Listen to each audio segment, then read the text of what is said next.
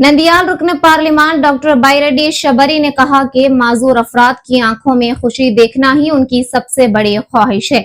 आज बरोजे पीर नंदियाल के टिक्के जरे मार्केट यार्ड में मरकजी हुकूमत की ADIP स्कीम के तहत 3000 से जायद माजूर और बुजुर्ग अफराद में तकरीबन 4 करोड़ रुपए मालियत के इमदादी आलात मुफ्त तकसीम किए गए।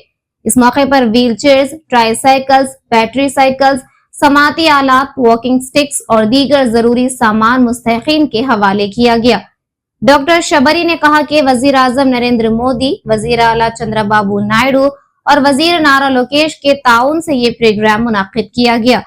उन्होंने कहा कि मौजूदा हुकूमत माजूर अफराद की फलाह बहबूद के लिए पुरअज़्म है और इनकी जिंदगी को बेहतर बनाने के लिए मुख्तलिफ सहूलियात फराहम कर रही है।